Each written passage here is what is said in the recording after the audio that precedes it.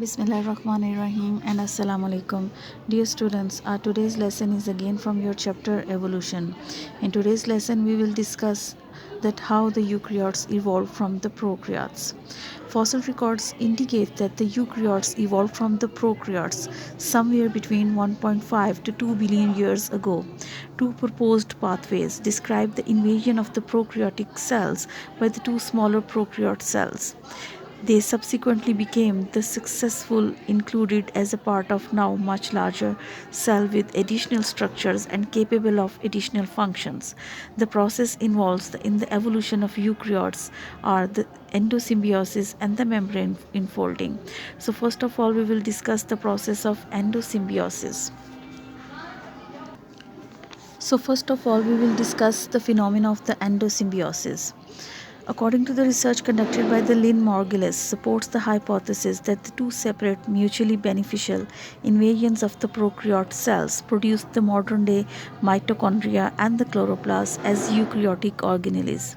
In this model, ancestral mitochondria were small heterotrophs capable of using oxygen to perform the cellular respiration and thereby create the useful energy. They become part of the large cell either by direct invasions as an internal parasites or as an indigestible food source. Later, a second invasion brought ancestral chloroplasts, which are thought to be small photosynthetic cyanobacteria. Modern day supporting evidence for the endosymbiosis shown by both the mitochondria and the chloroplast have their own genes, circular DNA and RNA, and reproduced by the binary fission independent of the host cell cycle. They therefore appear to be more similar to prokaryotes than the eukaryotes.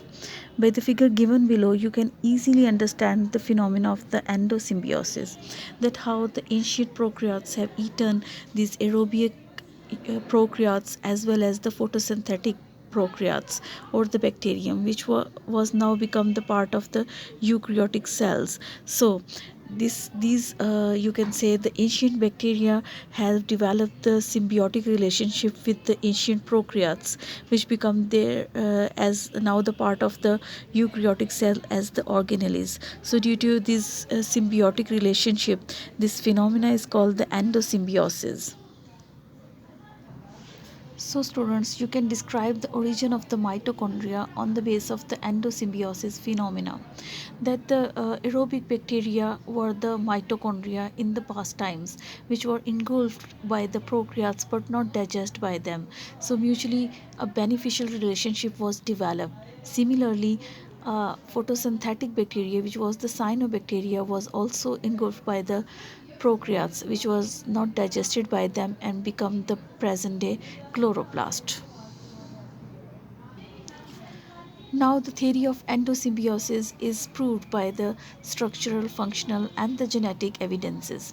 First, the structural evidence which explains that the mitochondria and the chloroplast resemble the bacterial structure.